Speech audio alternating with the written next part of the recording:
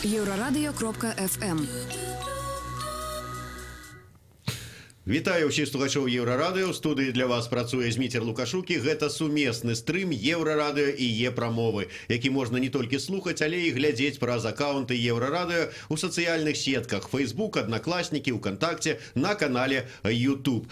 Часцяком з'ехаўшы з краіны, нашы беларусы, апынуўшыся ў новым асяродку, як мага хутчэй хочуць інтэгравацца, забываюцца на матчыну мову, традыцыі і гэтак далей. Маўляў, прыехаў я в Амерыку, стаў амерыканцам, у Нямецчыне немцам і гэтак далей.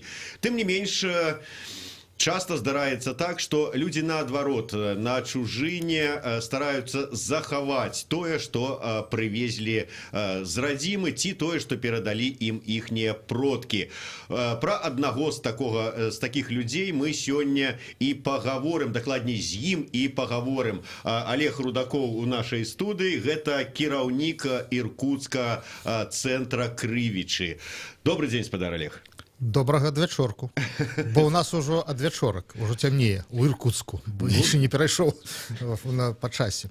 Ну так, далекавата. До речі, колькі зараз часу будзе ў Іркутску? Ну, зараз ужо 7 гадзіна ў Іркутску, ужо пачынае цямнець у нас у гэты час. У вас ужо... То есть там 5 гадзін розніцы з Беларусі. Раней было 6 гадзін, але цяпер, як Москва долучылася да беларускага часу, то стала менш.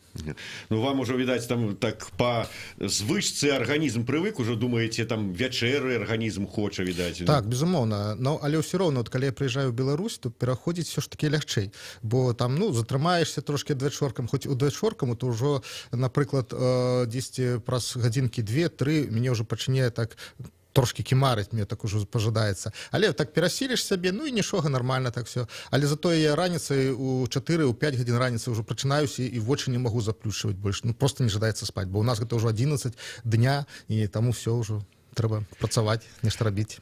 Спадар Олег, давайте ад таких гадзіннікавых паясоў больш да беларускасці. Скажите, ласка, а вот у Іркутску, у Іркутскім краі ці шмат беларусаў і адкуль яны ўвогуле там узяліся? О, ведаеце, беларусаў, чым больш я гэтым займаюсь, што не дзіўна, беларусаў я все больш і больш даходжу, больш таго, я ўжо ўпэўнены, што у Іркутску кожны трэці мае беларускія карані. І гэта насамрэч, то есть можна правесці нейкія больш дакладныя даследаванні, і гэта будзе пацверджана. Бо насамрэч толькі ў сталыпінскі час 300 000 беларусаў перасялілася гэта з 1902 по 1912 гады. За 10 гадоў, згодна архіўных звестак, гэта ўжо такой факт, 300 000 беларусаў перасяліліся, сяляне ў асноўным, і яны заснавалі свае вёскі па ўсёй Іркутскай вобласці. Ну, уяўляеце сабе, на сённяшні момант Іркутская вобласць гэта як, узяць, напрыклад, тую ж самую Украіну, Беларусь, усю Прыбалтыку, яшчэ Фінляндыю прыхапіць, так, гэта тэрыторыя. Але на сённяшні момант у Іркутскай вобласці пражывае менш, чым 3 мільёны чалавек. А ў той час, калі да сталыпінскай рэформы, то там зусім быў дзікі край. І вось, дзякуючы таму, што Сталыпін жа і сказаў, што пакуль мы не заселім Сібір сялянамі, мы не можам лічыць, што гэта наша тэрыторыя.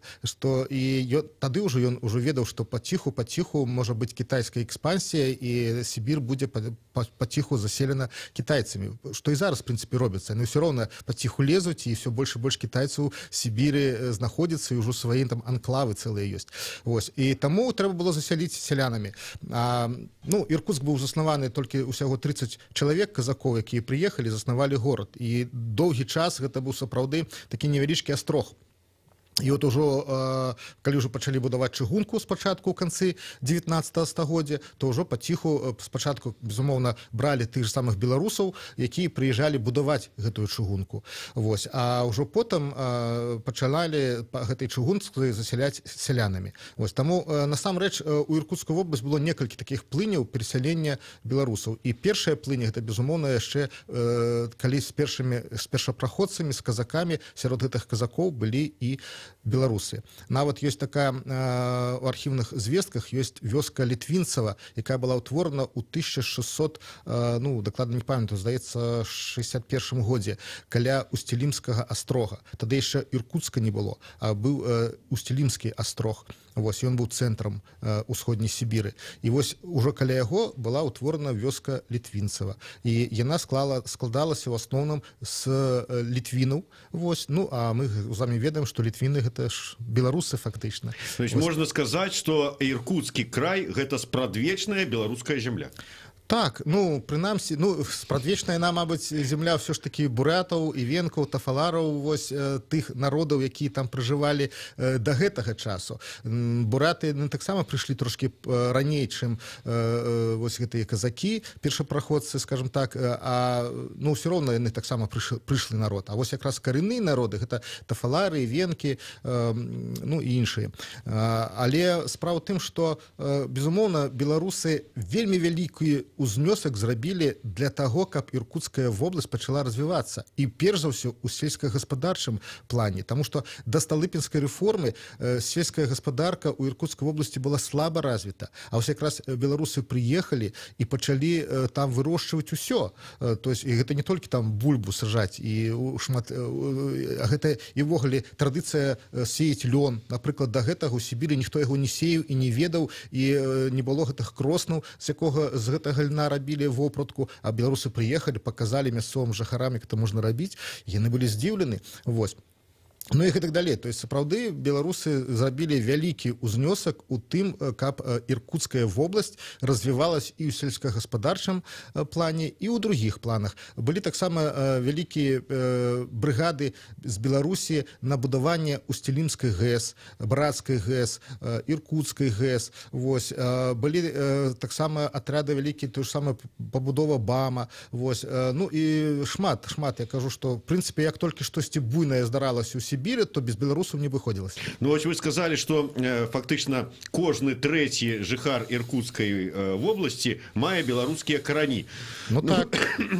Таким жарт, может быть, такі чарнаваты, скажем так, по сучаснай палітычнай, геапалітычнай традыцыі, калі раптам што, вас там нехто стане прыцісняць, вы можете сказать, там, Лукашенко увядзі войскі, і там раз, тут же столькі беларусаў і частка Беларусі. Ну, разумееце, вся справа яшчэ ў тым, што вот, як не дзіўна, беларусы з аднаго боку гэта кансерватыўны народ. Вот я вывучаю гэтых беларусаў ўжо больш за 20 гадоў, езжу этнаграфічныя вандроўкі па гэтых вёсках, якія былі ўтвораны беларускімі перасяленцамі. Прыязджаеш, яны дагэтуль там кажуць, ну такой трасянцы, куды, да чаго, і там, ну і гэтак далей. То есть яны гэтага не пазбавіліся, хаця яны ўжо нарадзіліся ў 6-м пакаленні там у Сібіры, а ўсё роўна моладзь такая вот мае такія беларускія некаторае такое вымаўленне. Вось. Але самае дзіўнае, што яны ўжо сябе беларусамі амаль што не лічуць, і увогуле, з аднаго боку, беларусы кансерватыўны народ у плане таго, што яны традыцыю сваіх продкаў, там, будаванне хат, тыя ж самыя, напрыклад, у кожнай вёскі, калі ты прыязджаеш у беларускую вёску ў Сібіры, то бачыш, што перад хатай ёсць такі такі, як бы, не агародзік, а такі, як бы, агароджаны, месца агароджанае, дзе там, можа, кветкі нейкія пасаджаны, можа, там рабіна чырвоная. Дарэчы, рабіну чырвоную таксама беларусы прывезлі ў Сібір, яна там добра прыжылася. Вось. Ну, і гэтак далей. То есть, ёсць свае асаблівасці. І ў гэтым кансерватыўнасць яна захоўваецца. Той ж самую бульбу толькі беларусы ў Сібіры, уяўляеце сабе, я нават раней і не ведаў, я ў Беларусі нарадзіўся, прыязджаў у Сібір, аказваецца, там вялікія агароды, але бульбу саджаюць пад лапату, клунямі, і прычым гэта ў шахматным парадку, нават не ў радочак могуць, а так вот неяк так садзіць, ці там яшчэ неяк, вось, і ніхто, і калі пачынаеш казаць, што дык пад плуг жа лягчэй, і саджаць, і капаць, яны кажуць, што пад плуг? Не, вот яны так, лапаты, і все капаюць, і вялікія агароды пры гэтым маюць. Вось. І толькі беларусы ў беларускіх вёсках сапраўды і ў Сібіры яны захоўваюць традыцыю саджаць і капаць бульбу пад плуг. Вось. Ну і гэтак далей. Але з другога боку, беларусы ўсё ж такі сапраўды вельмі хутка асімілююцца.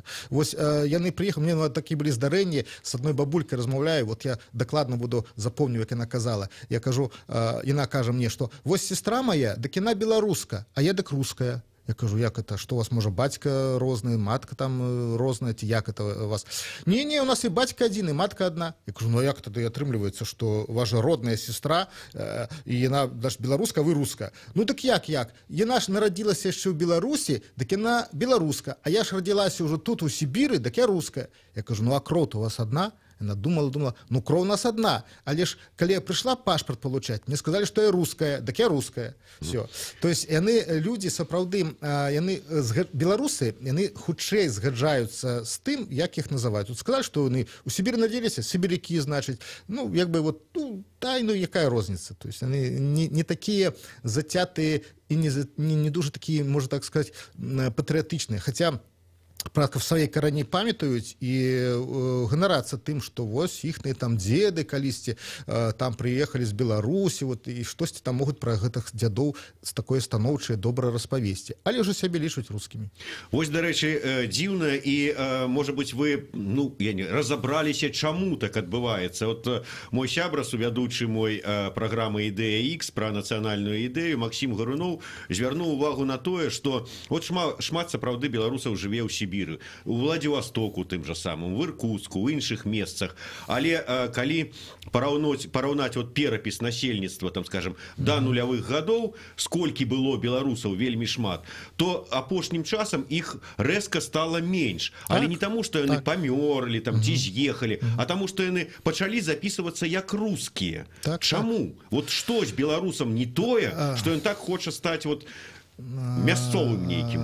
Ну, я лічу, гэта такі, зноў жа, гэта характар беларуса не паказваць, не выпячвацца, не паказваць сябе. То есть, як бы так заціхарыцца так сярод іншых. Партызанская нацыя. Да, партызанская нацыя, да. То есть, хутчэй так пераняе, так ён будзе размаўляць з беларускім акцэнтам, але калі ты спытаешся, ты вы адкуль з Беларусі? Не, я там, ну, ці там прызнаецца, ці ўжо калі у нас таксама была такое здарэнне вельмі цікавае. У нас одна дзяўчына з нашага гурта Крывічы ехала у трамваі, і побач з ёй сядзіць адзін нейкі дзядзька і пачынае нешта так з ёй так загульваць, так не какетнічаць, там некая такая прыгожая дзеўка. Ну, я не ведаю, як ён там штосьці казаў, вось, ну, на рускай мове, але з беларускім акцэнтам. Вось. І яна гэта ж улавіла і кажа яму: а вы што, беларус, што ли, вы з Беларусі? Не.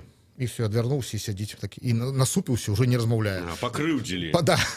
Яна так думаю, ну нешта так няёмка, яна кажа: не, ну я просто сама беларуска таксама, вот я вот сам спяваю там у гурце, все. А, вы таксама беларуска. І ўжо пачаў з ёй размаўляць як з роднай, ўжо так по-добраму, так все. О, да, я з Беларусі прыехаў, ну давно тут уже працую, тут то есть все так з таким акцэнтам з беларускім, все.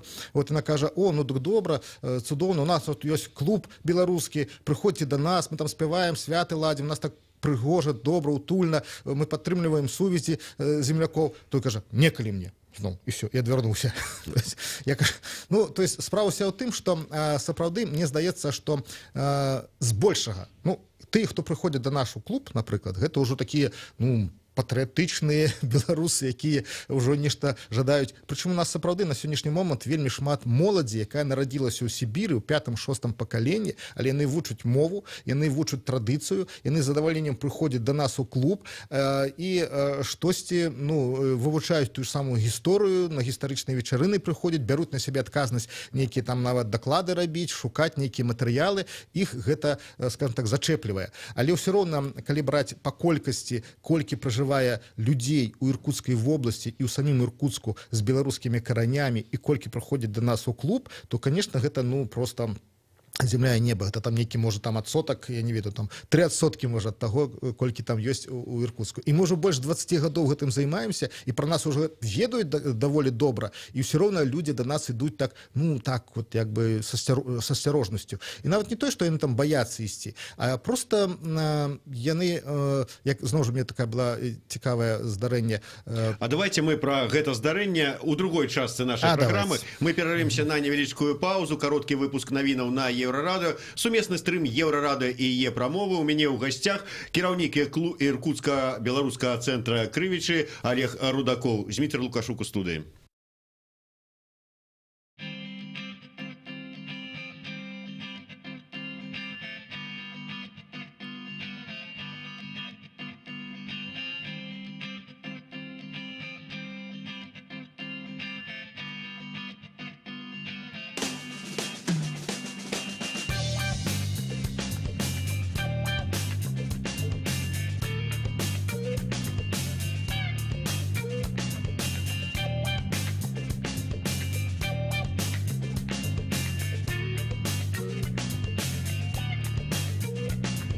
Поза тих минулих далях высоких полях смейте мамай. У майстро-лазуровых нивах, в нижнеполюстковых зливах смейте мамай. Еўрарадыё. Час ведаць, што адбываецца. Вітаю, каротка пра асноўныя падзеі. Пракуратура звінаваціла сіповіцкую міліцыю, што тая дапусціла забойства, не правёўшы прафілактыку жыхара гэтай мясцовасці, які ўжо 14 гадоў прыцягваўся да крымінальнай адказнасці. Жыхар вёскі Перарожкі пасля сумеснага ўжывання алкаголю і сваркі на глебе рэўнасці забіў сваю партнерку. На мужчыну завялі крымінальную справу. Высветлілася, што мужчына раней 14 разоў прыцягваўся да крымінальнай адказнасці за цяжкія цялесныя пашкоджанні, хуліганства, агрэсію, згвалтаванне. Нідзе не працаваў, злоўжываў алкаголем, быў на прафілактычным уліку, але яго не кантралявалі і не вялі з ім прафілактычнай працы, што прывяло да гібелі жанчыны. Расія ў ходзе кампаніі па ўплыве на прэзідэнцкія выбары ЗША ў 2016 годзе надавала асаблівую ўвагу супольнасці афраамерыканцаў, заклікаючы іх не ісці на выбары і не галасаваць за дэмакратаў. Пра гэта піша Нью-Йорк Таймс, пасылаючыся на спецдаклад амерыканскай выведкі, які рыхтавалі спецыялісты бяспекі Нью-Ньюлідж і таксама спецыялісты Калумбійскага універсітэта.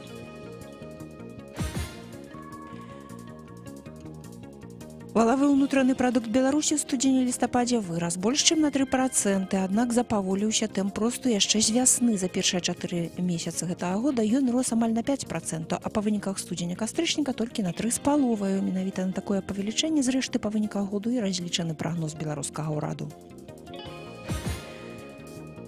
Нарвежцы прынеслі вусныя прабачэнні за памылку з гімнам Беларусі, замест якога прагучала «Касіўязь канюшыну». Той, дарэчы, матч беларусы разгромна прайгралі 1-6.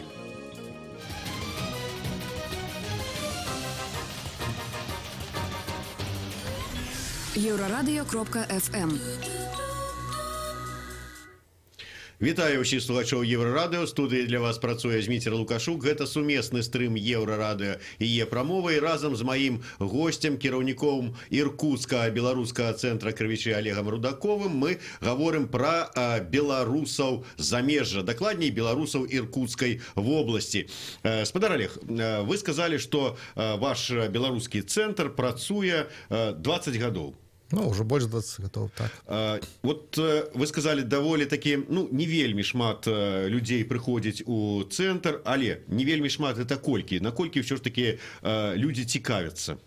Не, ну, насамрэч, на сённяшні дзень у нас няма праблемаў з людзьмі, таму што шмат прыходзяць і амаль што кожны месяц з'яўляюцца нейкія новыя людзі. А вот зачым яны да вас прыходзяць? Вот калі новы чалавек прыходзіць і ён кажа, а чаго ты прыйшоў сюды? Вот, і што ён адказвае? Ну, звычайна мы так не пытаемся, чаму ты прыйшоў. Прыйшоў, гэта ўжо добра, прыйшоў і добра. Добра, сам кажа, вот я прыйшоў таму што хачу, і вот што? Не, вот по-рознаму. Звычайна, першае, самае галоўнае, калі мы пачыналі сваю дзейнасць, то была сапраўды праблема, чым займацца, бо ўсё ж такі людзі мы розныя, хтосьці у кожнага сваё хобі, у кожнага свая прафесія, і як аб'яднацца? Ну просто што беларусы, неяк так, ну і што беларусы, а далей што? І вось, мне здаецца, я знайшоў такую цудоўную рэч, мы пачалі аб'ядноўвацца на падставе вывучэння беларускай традыцыйнай культуры, беларускіх песень, беларускіх танцаў, беларускіх абрадаў і беларускай традыцыі ў шырокім сэнсе. Вось, і мы вельмі шмат пачыналі, мы яшчэ з 96-го года, з 1996 года першымі ў Іркутскай вобласці адрадзілі такое свята, як Купальская ноч. Зараз гэта свята ўжо пашырылася, і не толькі мы праводзім, ужо з'явіліся іншыя, якія гэта свята праводзяць. Мы ў гэтым годзе 2018 сабралі на Купальскую ноч больш за 350 чалавек. Вось. І калі мы ладзім такія святы, мы іх ладзім інтэрактыўнымі. То есть гэта не тое, што людзі прыходзяць, мы ладзім не толькі купалі там, но вось мы у хуткім часе ўжо перад Новым годам будзем ладзіць жаніцьбу цярэшкі, вячоркі. Вось. Потым 5-6 студзеня паедзем калядаваць у вёску Ахіны і Хірит-Булгацкага района. Вось. Ну і гэтак далей. То есть у нас кожны месяц праходзяць нейкія мерапрыемствы, такія знакавыя, а яшчэ праходзяць розныя вячоркі, танцы, у нас секцыя па беларускаму танцу ёсць, у нас рэпетыцыі аўтэнтычнага ансамбля аўтэнтычнага спеву крывічы. Вось, то есть у нас есть такія накірункі цікавыя і гэта захоплівае людзей. Вот людзі вот нават пасля гэтага купальня таксама адна дзяўчына першы раз прыехала до нас на купале, ёй там штосьці трошки больш за 20 год, она прыехала з Тулунскага района, з беларускай вёскі, але она ўжо вучыцца тут у Іркутску 4-й курс, ужо ці нават 5-й курс, она сканчвае навучанне, і толькі зараз у гэтым годзе першы раз пачула пра наша купале, ну так атрымалася. Вось прыехала, убачила, кажа, вау, ну это ж цудоўна, так прыгожа, і яна кажа, а я ж таксама беларуская. То есть яны прыходзяць на нашы святы, яны бачаць, што гэта нейкая такая традыцыя вельмі унікальная, цікавая. Што быць беларусам не так ужо і страшна. Так, і яны пачынаюць кажуць, о, так і мяне ёсць там штосьці ў каранях. Вось, і я жадаю больш даведацца пра традыцыю, пра мову. А потым мы ствараем такія умовы ў нашым клубе, унутры нашага клуба, што, безумоўна, трэба ўжо нейкі свой строй мець, безумоўна, трэба трошки мову вучыць. Некаторыя такі прыходзяць, вот,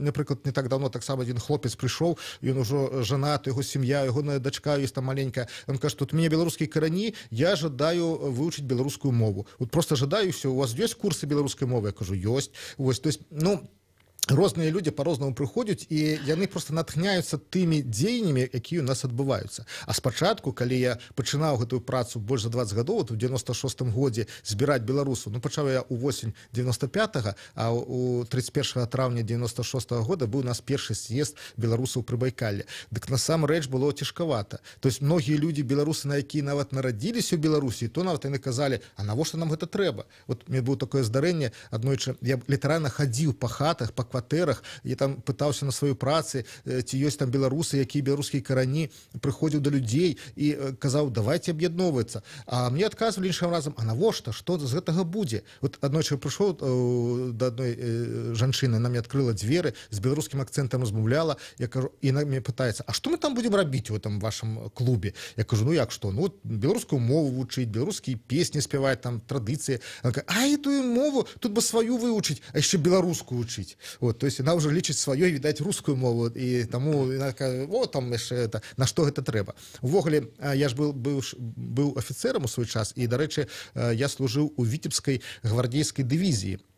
Яна на сённяшні дзень ракетная, але віцебскую гвардейскую яна атрымала назву таму, што ў час Вялікай Айчыннай вайны ваявала пад Віцебскам і Полацкам, дарэчы. Вось, і яна была артылерыйскай дывізіяй і атрымала гэта званне віцебская гвардейская. Потым пайшла пераўзбраенне і стала ракетнай. І так атрымалася, што ў Іркутску яе дыслакацыя на сённяшні дзень. Вось, і я туды патрапіў служыць. І, дарэчы, у гэтай дывізіі, асабліва пасля таго, як Савецкі Саюз разваліўся, шмат было афіцэраў, якія прыехалі з Беларусі. Вось. І яны даслужвалі там, таму што яны былі ракетчыкі, тут уже ракетных войск не было, і яны прыехалі туды. І вот там у нас ёсць такі мікрараён, Зялёны называецца. У гэтым мікрараёне Зялёным у кожным доме па там ад 6 до 10 сем'яў жылі беларусаў по паходжанню. І спярша, калі я пачынаў эту справу аб'яднання беларусаў, то ты ж сам афіцэр, з якім я служыў разам, і яны мне ведалі раней, яны мне все здзіўляліся і кажалі, ай, што ты робіш, навошта табе гэта трэба, табе хтосьці за гэта што-то плоціць,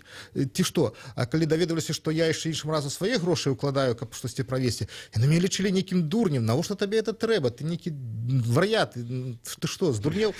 Але такое адчуванне, што беларусу для таго, каб ён адчуў сябе беларусам ці ізноў стаў беларусам, яго трэба альбо моцна гэтым зацікавіць, альбо яму заплаціць за гэта. Ну, можа так, да, некаторыя так, можа, так разважалі. Але справа ў тым, што тады яны мне не верылі, што я магу штосьці зрабіць. Але цяпер сітуацыя змянілася. Цяпер яны бачаць, што мяне вельмі часта паказваюць па тэлебачанню, мясцовым, нашаму іркутскаму, запрашаюць на розныя імпрэзы. Мяне ведаюць там і губернатары, і мэр, там имеюць там узнагароды нашы мясцовыя, там і там штосьці нас, ну, нас заўважылі на высокім узроўні. І яны цяпер ужо з павагай такі, о, а ты маладзец, а ты сам, ну,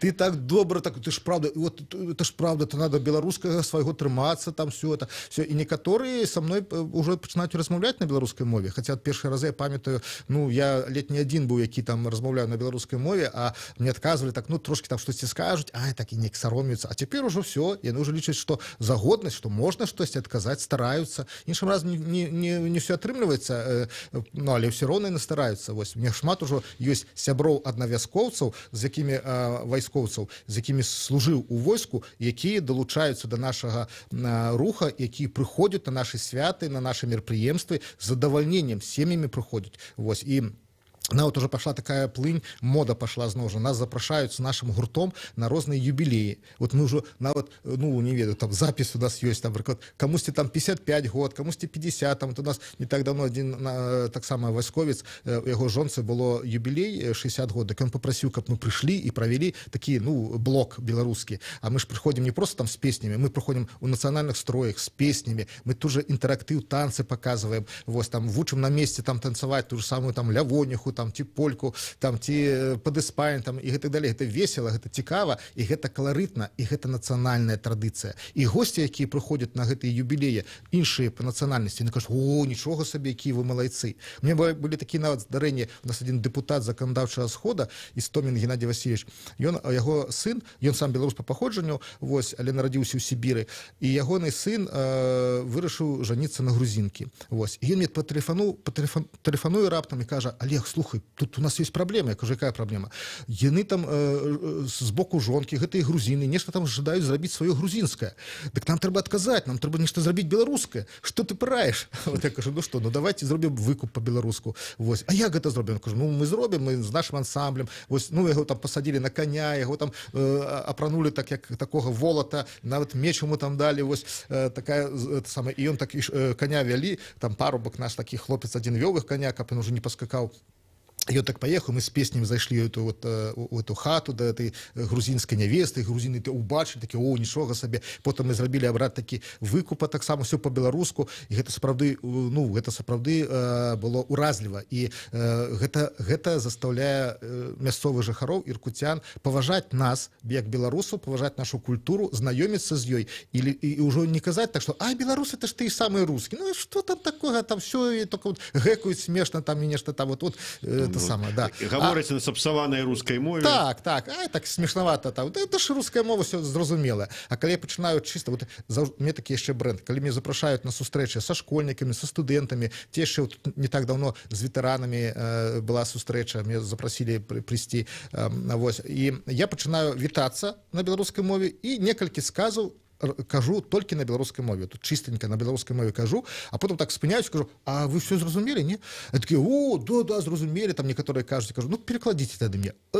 И все, и начинается тут непоразумение. Вось, я кажу: "Тут так, як быццам бы беларуская мова лічыцца, што яна з рускай дзесьці там блізкая, але ўсё роўна, калі ты будешь казаць чисто на беларускай мове, то гэта ўсё ж таки своеасаблівая мова, і ёсць вельмі унікальныя рэчы. І вось калі ты знаёміш гэтых людзей з беларускай мовай, кажаш ім, што вот по-беларуску блага гэта кепска, а по-руску блага это добра, так, то яны здзіўляюцца, кажуць: "Як гэта так? Няўжо?" І з'яўляецца з разуменнем, і з'яўляецца этой павага. То есть яны ўжо больш паважаюць нас, беларусаў, што мы гэта захоўваем. Мне цікавы такі момант. Вот расіяне часто кажуць про тое, што вот, маўляў, у іх паважаюцца мова, культура, традыцыі ўсіх нацыянальных меншасцяў, якія пражываюць у Расіі. У тым ліку гэта павага выражаецца і ў тым, што ёсць школы, навучанне на мове нацыянальнай меншасці. Вот у Іркуцку кожны трэці мае беларускія карані. Нацыянальная меншасць. А ці ёсць там хоць адна беларуская моўная школа? Гэта вельмі складанае пытанне, таму што сапраўды згодна закона такая магчымасць ёсць, але ж няма ніякіх спецыялістаў, няма ніякіх магчымасцяў, і гэта ўсё робіцца на аматарскіх пачатках. У нас у Іркуцку была нядзельная школа для дзяцей, яна доўгі час існавала, але потым гэтыя дзеці выраслі, другія нарадзіліся, але нешта ў гэтую школу ўжо не пайшлі. Вось, і таму у нас гэтая школа, у нас ёсць курсы для беларускай мовы, што тыдзень мы па кожную шасніцу, то есть суботу мы называем это шасніца, бо одной вёсцы нам бабулька так сказала: "6-й дзень трэба шасніца называць". Вось цяпер мы это называем шасніца. Так вось, у шасніцу кожную мы ладзім такія курсы, але это як бы для рознага ўзросту, і на сённяшні дзень у нас там не так уже много людзей туды прыходзіць. А быў час, што было шмат і для дзяцей асобна рабілі, і для дарослых рабілі, вось, і патрошкі беларускую мову вывучалі.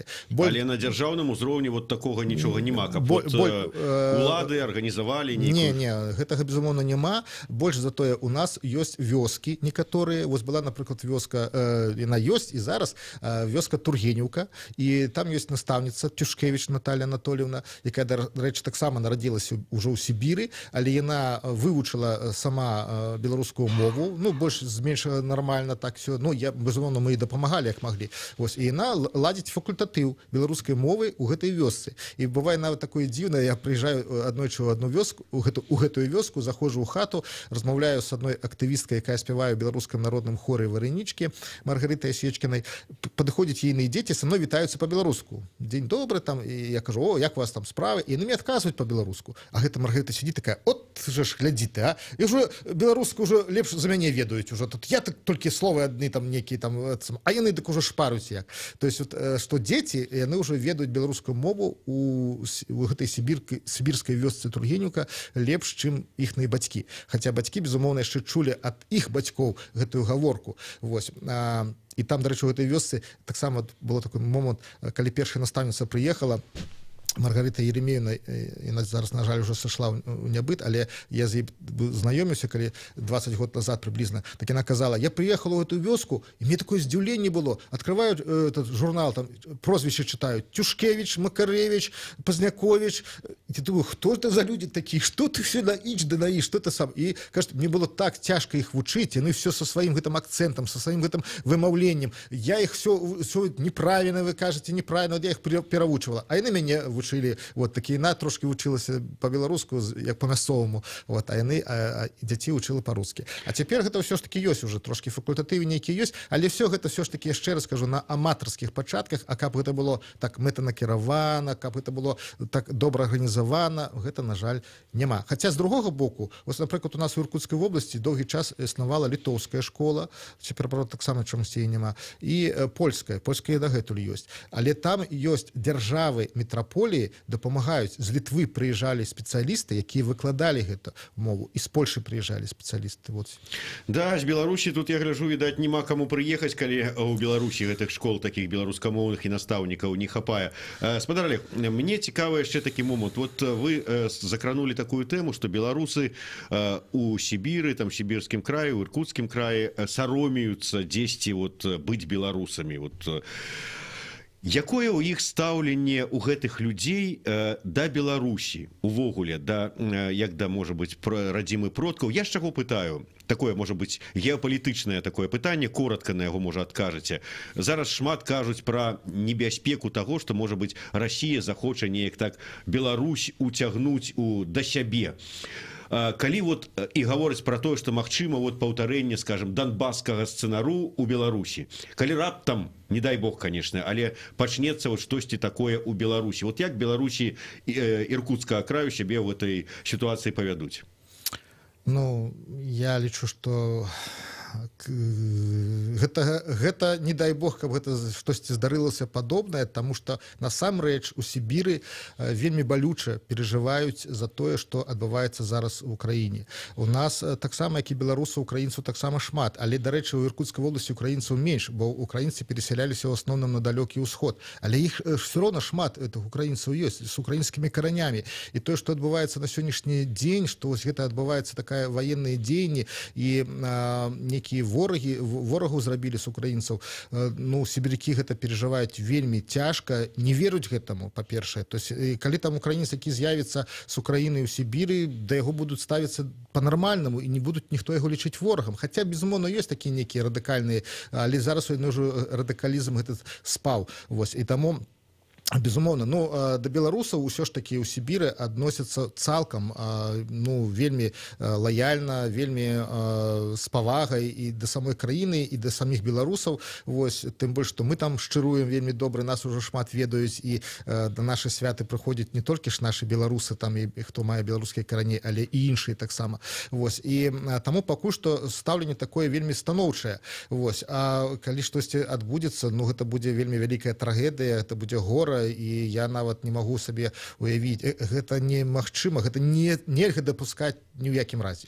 Ну, спадзяюся, што да такога і не дойдзе. Дзякуй вялікі. Я нагадаю, што гостем маёй сённяшняй праграмы быў кіраўнік Іркутскага беларускага цэнтра Крывічы Олег Рудакоў. Дзякуй вялікі, што зайшлі. Зміцер Лукашук працаваў у студыі, сумесны стрым Еўрарадыё і Е-прамовы. А 15-й гадзіне ў нас у гасцях палітолог Дзяніс Мельянцоў. Гаворым пра тое, чаму так няспешна паляпшаюцца адносіны паміж Беларусью і Еўрасаюзам. Еўрарадыё. Гэта толькі актуальная інфармацыя, аналітыка, музыка і крытыка. Мы незалежная крыніца інфармацыі ў тваім рэальным жыцці. Мы першае рок-радыё Беларусі. Мы 24 гадзіны ў інтэрнэце і на спадарожніках. Еўрарадыё. Час ведаць, што адбываецца.